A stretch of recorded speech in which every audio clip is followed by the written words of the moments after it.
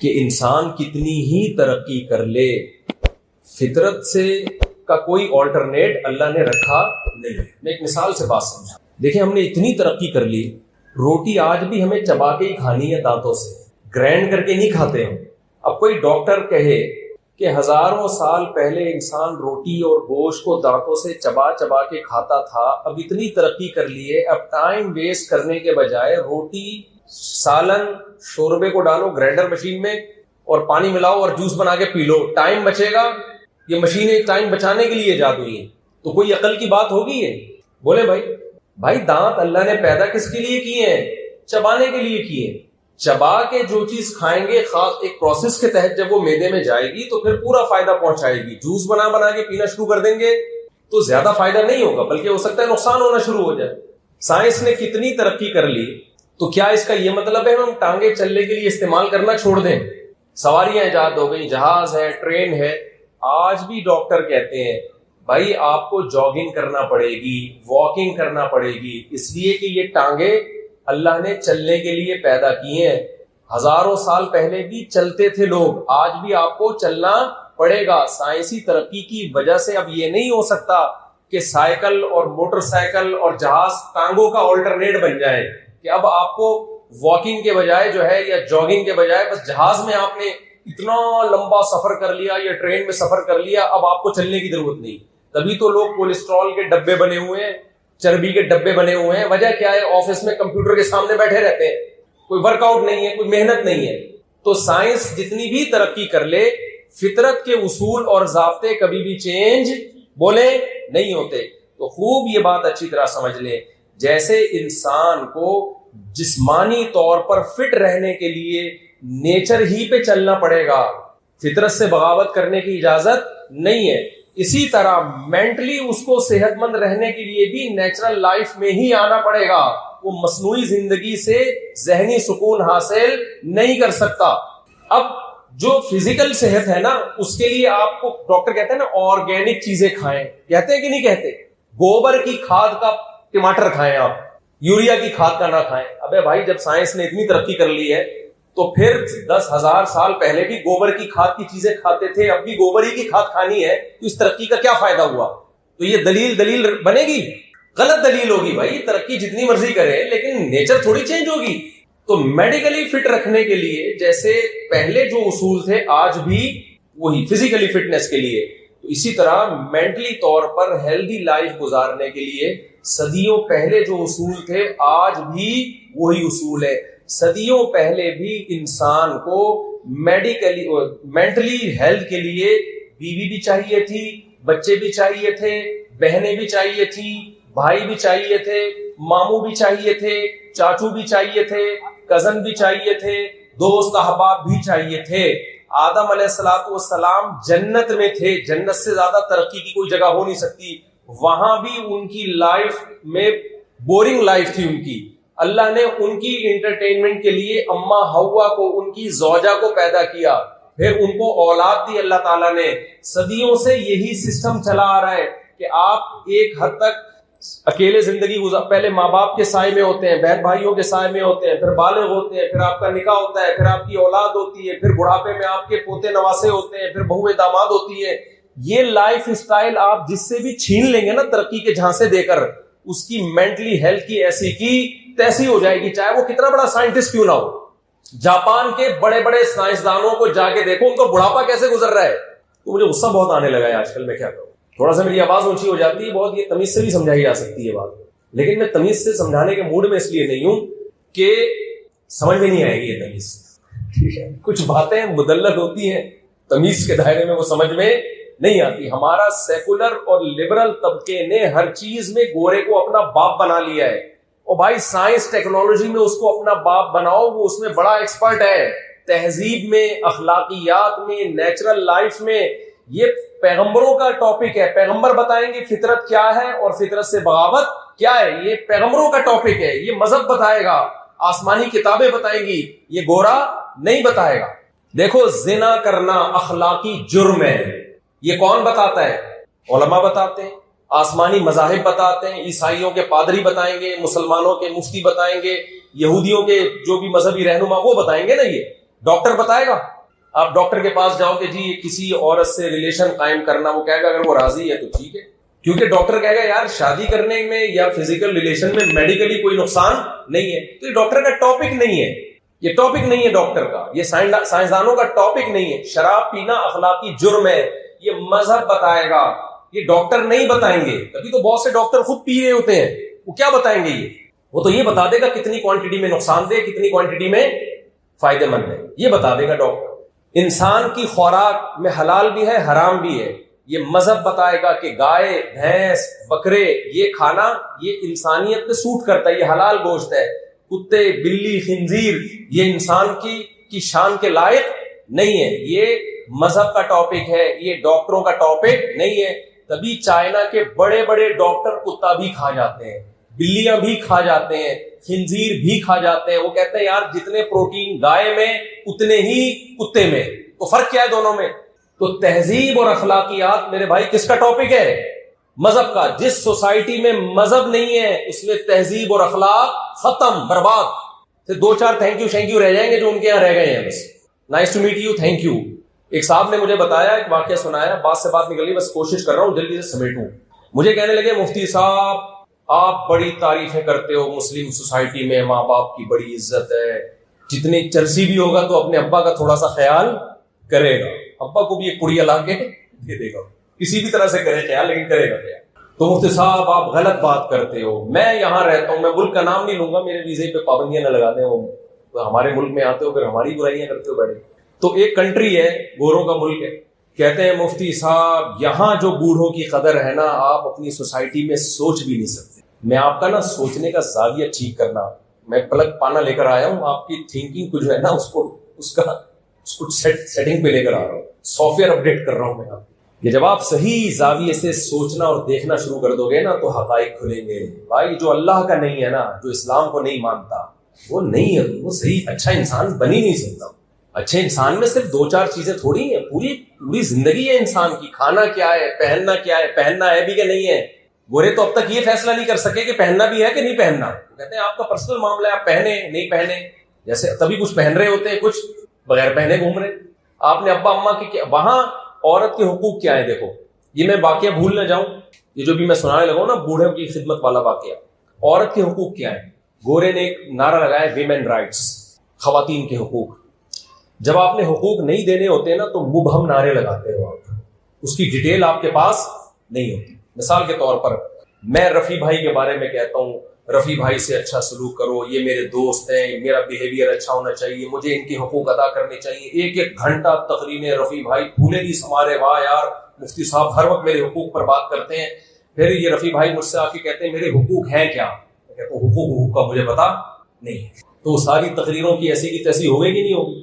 رفیع بھائی کہتے ہیں ایک بندہ میرے 2 کروڑ روپے لے کے بھاگا ہوا ہے، مفتی صاحب اس پہ بات کریں کہ وہ 2 کروڑ مجھے دے دے. میں کہوں نہیں، یہ جزیات میں نہیں جاؤں گا کہ فلاں آپ کے 2 کروڑ دے دے اور فلاں نے آپ کے اتنے پیسے لیے میں وہ دے دے، نہ.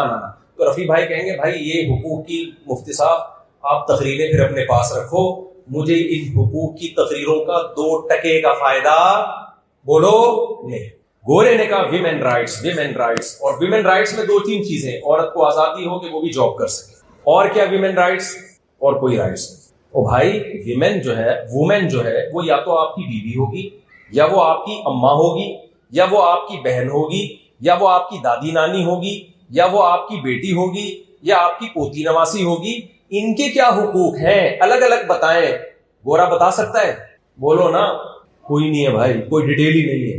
قرآن بتاتا ہے، مذہب بتاتا ہے کہ عورت ماں کی شکل میں ہے تو کیا حقوق ہے. لا تقل لہما اف، ساری دنیا کی انٹیوں سے پھڈا کر سکتے ہو، ماں کے سامنے اف کرنے کی اجازت بولو نہیں ہے. بوڑھی ہوگی اس کو پالنا گورنمنٹ کی ذمہ داری نہیں ہے، اس پہ خرچہ کرنا. قل ما انفقتم من خیر فللوالدین، جو بھی خرچ کرو گے سب سے پہلے باپ اور ماں، اس کے لیے خرچہ نکلے گا تمہاری جیب سے. یہ رائٹس گورا بیان کرتا ہے کیا؟ جیپنیز کے پاس ہے یہ قانون اور ضابطہ. پھر اللہ کہتا ہے ماں اگر تم نماز پڑھ رہے ہو اور تمہیں نماز میں پکارتی ہے، نماز توڑ کر اس کی پکار پر لبیک کہو، بہرے بن کے مت بیٹھے رہو. کس قدر ڈیٹیل میں حقوق بیان کیے. ان کے قدموں میں جنت تلاش کرو. جس نے باپ کی پیشانی پہ محبت سے نظر ڈالی اللہ اسے حج عمرے کا ثواب دیتے ہیں. پھر وہ عورت اگر بیوی کی صورت میں ہے اس کے حقوق الگ ہیں. اس کے تو اتنے حقوق ہیں تبھی تو لوگ شادی نہیں کر رہے. اماں سے زیادہ حقوق کس کے ہیں بولو بھائی؟ بیگم کے. کتنی ہی مالدار کیوں نہ ہو, سارا خرچہ اس کی ساری زندگی کا, اس کا بھی اس کی اولاد کا بھی سارا خرچہ کس کے کندھے پر ہے؟ مرد کے کندھے پر. یہ وومن رائٹ گورا دے کے دکھا سکتا ہے کسی عورت کو؟ ہے بھائی کوئی حقوق نہیں ملتے بھائی. آپ اپنی چائے اپنے خرچے پہ بناؤ. میاں کہتا ہے میں اپنی چائے اپنے خرچے. ہمارے یہاں ہو سکتا ہے کہ بیگم تم اپنی چائے اپنے خرچے پہ؟ کبھی ایسا کہا کوئی ایسا شیر نر ہو تو مجھے بتائے بھائی جس میں یہ ایسا. میں کہاں, میں تو مجھے تو 4 چائے پلانی پڑتی ہے, میرا تو اور ڈبل خرچہ ہے, 4 گنا زیادہ خرچہ ہے. کس قدر تانے انسان کو سننے کے ملتے ہیں. آپ کو انڈے لینے کے لیے بھیجا تھا, خالی ہاتھ آ گئے. گورے کی گرل فرینڈ اسے یہ تانا نہیں دے سکتی, اس کی بیوی بھی نہیں دے سکتی. گورے کی بیوی کہے گی نا کہ آپ کو میں نے بولا تھا ایک درجن انڈے لے کر آؤ, گورا کہے گا جاؤ اپنے پیسوں سے 2 درجن لے آ, مجھے کوئی اعتراض نہیں. سمجھ رہے ہو؟ کوئی حقوق فزیکل ریلیشن ہے, ساتھ رہتے ہیں, لیونگ ریلیشن, فزیکل ریلیشن, اور تھوڑا بہت میرج کاغذ ماغذ میں, اس کے علاوہ کچھ بھی نہیں ہے. سمجھتے ہو کہ نہیں سمجھتے؟ بچوں کا خرچہ کس کے ذمے ہے؟ اس عورت کے بطن سے جو اولاد ہوگی, ڈیلیوری کا خرچہ ہے, اس کے اولاد کا خرچہ کس کے کندھوں پر ہے؟ مرد کے کندھوں پر. یہ کس کو حقوق دیے جا رہے ہیں؟ بیوی کو. اس کو رہائش, جو اس کی اسٹینڈرڈ باپ کے گھر میں تھا اسی اسٹینڈرڈ کی رہائش پرووائڈ کرنا. عاشروہن بالمعروف, قرآن کی آیت کا یہی مطلب ہے. اسٹینڈرڈ وہی دینا ہے جو کہاں ہو, اس کے ماں باپ کے گھر میں, جس کی ڈیٹیل فقہ کی کتابوں میں ہمیں ملتی ہے. بیٹی کی شکل میں ہے تو اس کے حقوق الگ. آج یہ لوگ اعتراض کرتے ہیں کہ اسلام نے بیٹی کو آدھی وراثت دی ہے, مرد بیٹے کو دگنی دی ہے. حالانکہ بیٹے پر خرچہ ذمہ داریاں اللہ نے 4 گنا ڈال دی ہیں, اور بیٹی پہ ذمہ داری 1 روپے کی بھی نہیں ڈالی. وہ آدھا بھی مل کے بچا رہتا ہے, اور اس کا ڈبل مل کے بھی اللہ خرچ کروا دیتے ہیں. اور یہ اعتراض وہ لوگ کرتے ہیں جو بیٹی کو آدھی بھی نہیں دیتے ہیں. ایک ہندو لڑکی کا فون آیا, اس نے کہا ہمارے ہندو لوگ جو اسلام کا اعتراض کرتے ہیں ان ہندوؤں کی بات سارے ہندو نہیں کرتے. اس نے مجھے خود بتایا, کہتے ہیں ہمارے ہاں مفتی صاحب یہ اعتراض کیا جاتا ہے کہ مسلمان بیٹیوں کو آدھی وراثت دیتے ہیں, بیٹے کو ڈبل دیتے ہیں. خدا کی قسم اعتراض کرنے والے ہمیں 1 روپیہ بھی نہیں دیتے. ہماری فیملیوں میں بیٹی کو 1 روپیہ بھی نہیں ملتا, نہ بہتوں کو تو بیٹوں کو بھی نہیں مل رہا ہوگا, کتوں کو جاری ہوتی ہے وراثت. تو میں آپ سے جلدی بات کو سمیٹ کے بس ختم کرنے کی کوشش کر رہا ہوں. اچھی باتیں ہیں نا, وہ صفائی ستھرائی, ڈسپلن, اس میں فالو کرو. مذہب جن چیزوں میں گائیڈ کرتا ہے میرے بھائی وہ ان کے پاس نہیں ہے. میں لوگوں سے ایک بات کہتا ہوں, ان کے حکمران ہمیں مل جائیں اور مذہب ہمارا ہو, ہم ان سے اچھے بن جائیں گے. ہمارے والے ان کو دے دو تھوڑے دنوں کے لیے, اور مذہب نہ ہو ان کے پاس تو ہم سے بدتر بن جائے. پہلے میں کہتا تھا ادھار دے دو, پھر میں کہتا پکے لے دو. ادھار بھی کیا بولے, تو بعض ادھار ایسے ہوتے ہیں جو پکے دیے جاتے. تو ایک اس سوسائٹی کا باہر کا ہے اور ایک اندر کا ہے. جو ڈیپتھ میں جب آپ گہرائی میں جاؤ گے تو پتہ چلے گا بھائی اللہ اور رسول کو مانے بغیر انسان نہیں بن سکتا. تو میں وہ مثال دے رہا تھا کہ انہوں نے کہا آپ کے ہاں بوڑھوں کی کوئی قدر نہیں ہے. میں نے کہا کیسے؟ کہتے ہیں دیکھو میرے ابا بیمار تھے, وہ تھے, نام آئی ہے کینیڈا میں, کہتے ہیں دیکھو میرے ابا میں کینیڈا میں ہوتا ہوں, میرے ابا یہاں ہاسپٹل میں تھے, جنا میں یا کہیں سول ہاسپٹل میں, کوئی کیئر ویئر نہیں تھی. یہاں پاکستان میں بوڑھوں کی کوئی کیئر ویئر نہیں ہوتی, اتنے برے حالات تھے. میں نے ان کو خرچہ کر کے کینیڈا میں بلایا, آج یہاں VIP طریقے سے ان کا علاج ہو رہا ہے. اور یہاں کی نرسیں بوڑھوں کا اتنا خیال کرتی ہیں کہ مفتی صاحب بتا نہیں سکتا. اوہ ہٹو بچوں, یہاں ہے بوڑھوں کی کیئرنگ. نرس بوڑھوں کا کیا کرتی ہے خیال, اور آپ کے سول اور جنا ہاسپٹل کی نرسیں دیکھو بوڑھوں کی کیسی ایسی کی تیسی کی. میں نہیں کہہ رہا ایسی کی تیسی کی بھی, وہ کہہ رہے تھے ایسا نہ جن ہاسپٹل والے میرے اوپر کیس کر دیں. میں تھوڑی کہہ رہا ہوں بھائی کیس کرنا ان پہ, میں تو ان کا واقعہ سنا رہا ہوں آپ کو. میں نے ان سے کہا, میں نے کہا ذرا تھوڑی دیر کے لیے کائنڈلی رک جائیں. میں نے کہا مجھے ایک بات بتاؤ, آپ یہاں پیدا ہوئے ہو اس لیے آپ کو بوڑھے کی قدر ہے جو آپ کا باپ ہے. لاکھوں روپے خرچ کر کے اچھے سے اچھے علاج کے لیے کراچی سے فلائی کر کے کینیڈا لے کے جا رہے ہو کیونکہ آپ یہاں کی پیداوار ہو. آپ نے مذہب دیکھا ہے, آپ نے علماء سے بزرگوں سے باپ کی خدمت کے فضائل سنے ہیں, آپ نے یہ سنا ہے کہ باپ کی رسپانسبلٹی کس کی ہے, اولاد کے ذمہ ہے. میں نے کہا یہ نرس جو آپ کے ابا کی اتنی خدمت کر رہی ہے یہ لا اور قانون کی وجہ سے, سسٹم کی وجہ سے, ورنہ اگر یہ اتنی اچھی ہے تو اس کو بولو اپنے ابا کی کیوں نہیں کر لیتی؟ نہیں آئی میرا خیال ہے بات، اس کو بولو اپنے ابا کی بھی تو کر، اپنے ابا کو اولڈ ہاؤس میں، میں نے کہا تحقیق کرو اپنے ابا کو وہاں داخل کرایا گا اولڈ ہاؤس میں، اس کے ابا کی خدمت کوئی اور نرس کر رہی ہوگی گورنمنٹ سے پیسے لے کے۔ بھائی یہ وہی خدمت ہے جو نرس ہماری، وہ جو ایئر ہوسٹس ہماری جہازوں میں خدمت کرتی ہے، اس کو تنخواہ ملتی ہے، اس کے ایٹیٹیوڈ سے متاثر ہونے کی ضرورت نہیں ہے۔ یہی جب بیوی بنے گی پھر اپنے میاں کی کر کے دکھائے ایسی خدمت۔ جہاز میں تو بٹن دباؤ، اب ایک بیوقوف آدمی وہ جہاز میں گیا، اپنی بیگم کو وہ گھر میں دیکھ رہے کہ یار بٹن دباتا ہوں آتی ہی نہیں ہے، اور جہاز میں گیا یہ بٹن دبایا، فورن air hostess nice to meet you, thank you, کیا چاہیے، 20 دفعہ چائے منگواؤ، 20 دفعہ چائے لے کر آئے گی، اور وہ احساس کمتری میں جا رہا ہے۔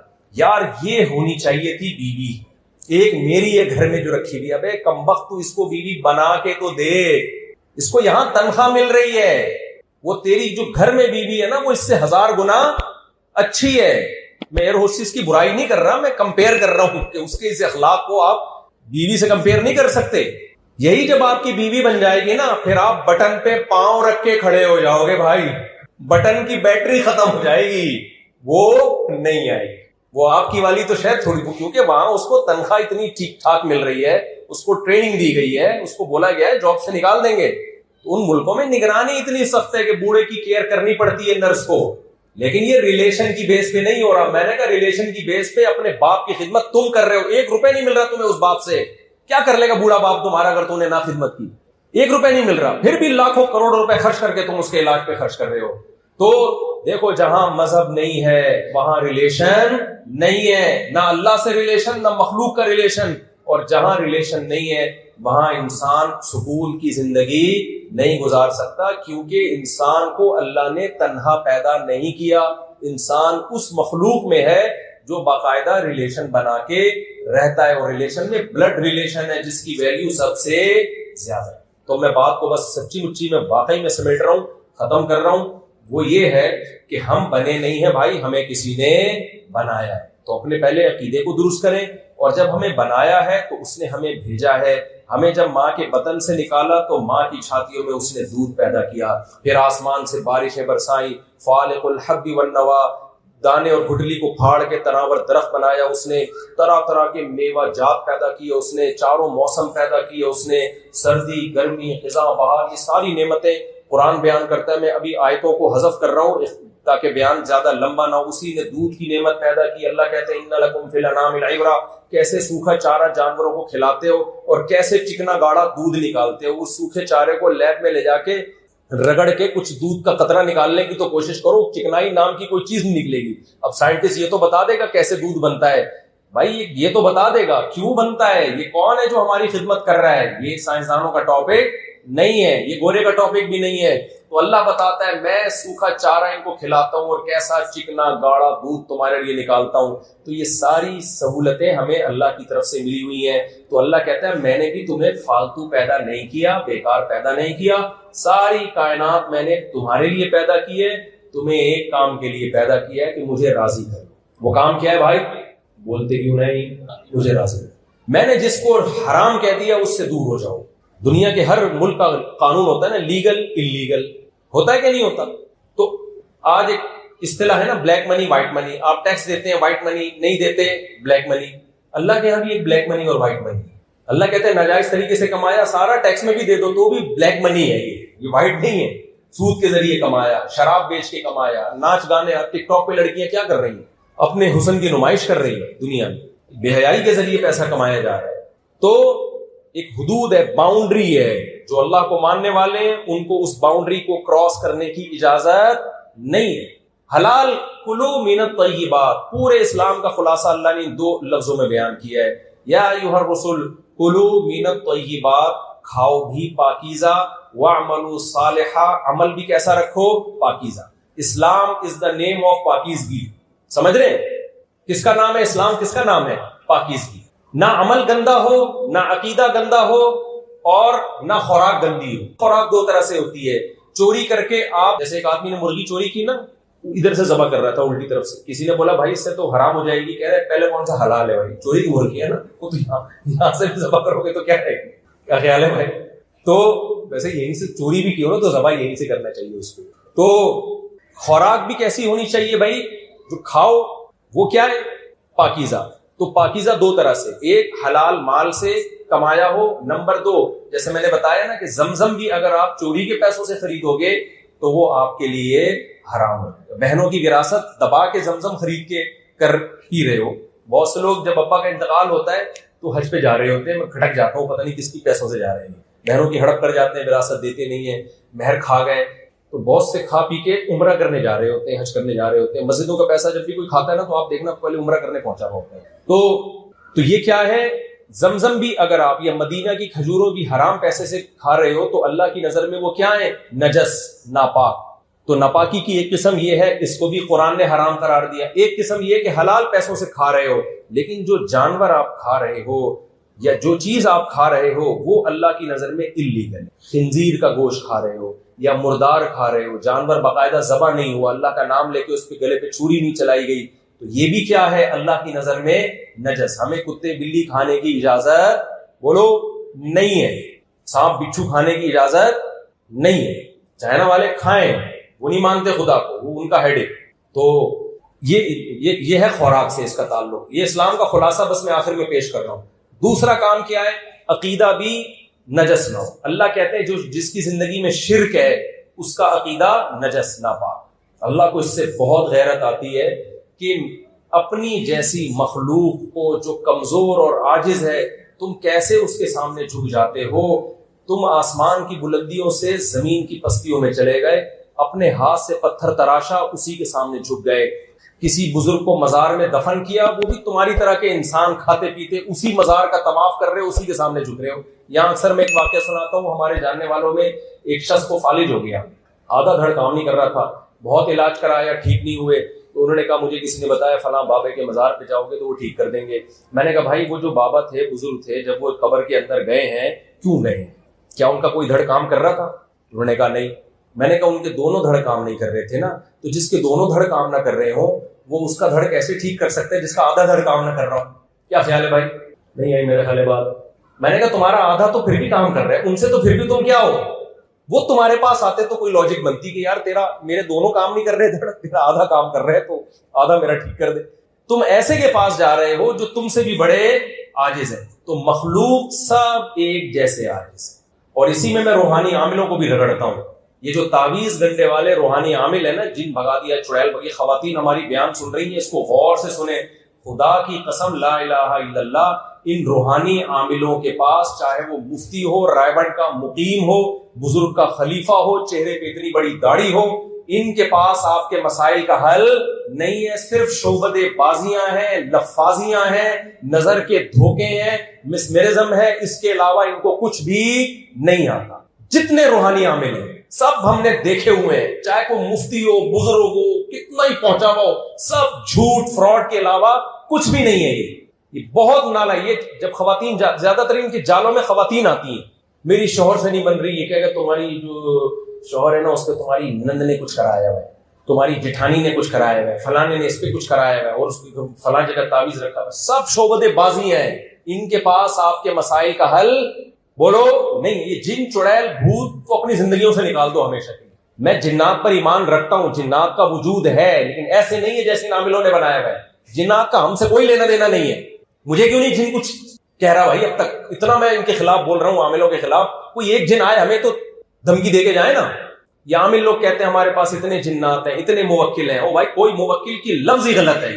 کہتے ہیں ہمزاد ہوتا ہے آپ کے ساتھ. بھائی ٹوٹل آپ جو ہو وہ یہی ہو، کوئی آپ کے ساتھ کوئی دوسرا نہیں ہے. سب لفاظیاں ہیں. اس میں خواتین نے اپنی زندگیوں کو برباد کر دیا ہے. اور جو ان کے پاس جائے گی نا جو عورت، اسی پہ جن بھی آئے گا، چڑیل بھی آئے گی، اور بھوت بھی آئے گا اسی کے اوپر. جی یہ دوبارہ ریپیٹ کر دیتا ہوں. کوئی مسئلہ ہے؟ وہ ایک آدمی کی بیوی پہ جن چڑھ گیا نا، کسی نے آ کے بتایا تیری بیوی پہ جن چڑھ گیا، اس نے کہا خود ہی گھومتے گا. اس نے کہا خود ہی گھومتے گا. غلط جگہ اس نے پنگا لے لیا ہے جن نے. تو میں دوبارہ اس جملے کو ریپیٹ کرتا ہوں. کیا جملہ کہا تھا میں نے؟ فریکوینسی کے ساتھ چل رہا تھا. ہاں یہ خوب ذہن میں رکھیں. دیکھو جن چڑیل بھوت یہ اصل میں تو ایک جن ہی ہوتا ہے، چڑیل بھوت کچھ نہیں ہوتے، لیکن ہم پیار سے اس کو چڑیل کہہ دیتے ہیں. اگر وہ مادہ جن ہے پیار سے چڑیل کہہ دیتے ہیں، اس کو بھوت کہہ دیتے ہیں، مشترک نام ہے. تو جنات کا ایک وجود ہے، اللہ نے آگ سے ایک مخلوق بنائی جس کو ہماری نظروں سے چھپا دیا، الگ جہاں ہے اس کا۔ تو قرآن سے ہمیں یہ پتہ چلتا ہے کہ جو لوگ جنات کو لفٹ کراتے ہیں نا، جنات انہی کو تنگ کرتے ہیں۔ تو جب آپ کو کوئی پریشانی ہو، آپ کسی روحانی عامل کے پاس چلے گئے، وہ کہہ دے گا جن ہے، تو جنات سمجھ جاتے ہیں یہ مجھے لفٹ کراتا ہے اور یہ مجھ سے ڈرتا ہے، اب جنات وہاں بسیرا کر لیتے ہیں۔ تو جتنا عاملوں کے پاس جاؤ گے وقتی طور پہ ٹھیک ہو جاؤ گے آپ، لیکن بیمار بھی پھر آپ ہی ہو۔ ایک دفعہ یہ دماغ سے نکال دو کہ آپ پہ کوئی جن یا بھوت آ سکتا ہے، یہ کسی نے جادو کیا ہے آپ کے۔ لوگ کہتے ہیں نبی پہ جادو کا اثر ہو گیا تھا، تو دیکھو نبی پہ جادو کا اثر اس لیے ہوا تھا کہ لوگ آپ کو جادوگر کا ہونے کا تانا دیتے تھے، تو اللہ نے اس تانے کو آپ سے بری کرنے کے لیے تھوڑا سا اثر ہونے دیا تاکہ لوگ آپ کو جادوگر، یہودی آپ کو جادوگر نہ کہیں۔ ورنہ ابو بکر پہ کیوں نہیں ہو گیا جادو، حضرت عثمان پہ کیوں نہیں ہو گیا، حضرت علی، ایسے تو بڑے آرام سے لوگ، عمران خان نے نواز شریف پہ کیوں نہیں کر دیا، نواز شریف نے اس پہ کیوں نہیں کر دیا، زرداری پہ کیوں نہیں کر دیا۔ مولانا فضل الرحمان تو مولانا آدمی ہے، وہ تو پھر یہی کرتے رہتے، پھونکے لگا لگا کے سب کو الٹا کر دیتے۔ بھائی یہ نہیں ہوتا، سمجھ رہے ہو؟ اتنی اندھی دنیا میں لوگ کہتے ہیں گھر میں چوری ہوئی ہے، کوئی چور نہیں ہے، عامل کے پاس جاؤ گے کہے گا آپ کے گھر میں اثرات ہیں۔ بینکوں میں کیوں نہیں ہو جاتی چوری بھائی؟ ایک صاحب مجھے کہنے لگے میرے گھر میں لاکر ہے اور میرے گھر میں کوئی چور بھی نہیں ہے کیونکہ پتہ نہیں پیسے کہاں سے غائب ہو رہے ہیں، تو مجھے سمجھ میں نہیں آ رہا، اور میں نے کسی بزرگ کو دکھایا، انہوں نے سونگ کے بتایا کہ کچھ ہے یہاں۔ میں نے کہا یا تو چور ہے، یہ میں بتا دوں، یا تیرے گھر میں کوئی چور ہے۔ اور میں نے اس کے لوگوں کو، میں نے کہا یا تو یہ کمبخت خود چور ہے، کیونکہ چور کبھی انکوائری نہیں کرنے دیتا، وہ ہمیشہ کس پہ ڈالے گا؟ بلی، عاملوں پہ۔ جو چور ہوتا ہے نا خود آ کے انکوائری کر رہا ہوتا ہے۔ میں نے ایسے چور دیکھے ہیں کہ چوری کی اور جا کے ایف آئی آر کٹا دی کہ اس کی چوری ہوئی ہے، کائنڈلی اس کی مدد کریں آپ۔ جو جنازے پہ بہت زیادہ رو رہا ہونا، یا تو واقعی بہت محبت کر رہا ہوتا ہے یا وہی قاتل ہوتا ہے۔ سمجھ رہے ہو کہ نہیں سمجھ رہے؟ اسی نے مارا ہوتا ہے اس لیے رو بھی بہت زیادہ رو رہا ہوتا ہے۔ تو جو یہ کہہ رہا ہے نا گھر میں کہ کچھ کیا ہوا ہے، سمجھ لو ہو سکتا ہے اسی نے چوری کی ہو۔ تو میں نے کہا گھر کا چور ہے، کوئی خفیہ کیمرہ لگاؤ، بغیر بتائے پکڑا جائے گا۔ تو اس لیے اپنے آپ کو ان عاملوں کے جال سے بولو نکالو، ان کے اپنے مسائل حل نہیں ہوتے، یہ تمہارے مسائل کہاں سے حل کریں گے؟ شعبدے بازیاں ہیں، نظر کے دھوکے ہیں، مٹکے ٹوٹتے بھی دکھا دیتے ہیں کہ یہ مٹکا ٹوٹا، یہ نکلا، سب نظر کے دھوکے ہیں یہ، اور یہ انہی پہ اثر ہوتا ہے جن کی نظریں دھوکا کھا جاتی ہیں۔ آپ میں کانفیڈنس ہوگا، آپ کے سامنے کچھ بھی نہیں توڑ سکتے یہ، سمجھ رہے ہیں؟ کانفیڈنس، قوت انفعال کہتے ہیں نا، اثر لینے کی صلاحیت۔ تو یہ سب مسمرزم اور اس کی قسمیں ہیں۔ یہ خواتین اپنے آپ کو خدا را ان چگلوں سے بچا کے رکھیں، اور یہ بڑے نالائق ہوتے ہیں، گھروں میں گھستے ہیں، یہ ان کی چہروں کی رونق اور داڑھیوں پہ نہ جائیں۔ چور بھی داڑھی رکھ سکتا ہے، میں نہیں کہتا کہ داڑھی والے برے ہوتے ہیں، لیکن برا آدمی بھی دھوکہ دینے کے لیے داڑھی رکھ سکتا ہے۔ اور لوگ کہتے ہیں وہ مفتی ہیں، بھائی یہ پاکستان میں پتھر اٹھاؤ مفتی نکلتا ہے، کوئی معیار ہے؟ کوئی بھی اپنے نام کے ساتھ ڈاکٹر لگا دے، کوئی بھی اپنے نام کے ساتھ مفتی لگا دے، کوئی بھی اپنے نام کے ساتھ شیخ الحدیث لگا دے، کوئی گورنمنٹ کی طرف سے پابندی ہے؟ کچھ بھی نہیں ہے۔ تو آپ لگا دیں، آپ ڈاکٹر فلاں، doctor P H D doctor لکھ دیں اور سرٹیفکیٹ بھی مل جائے گا، اتنا بڑا مسئلہ نہیں ہے۔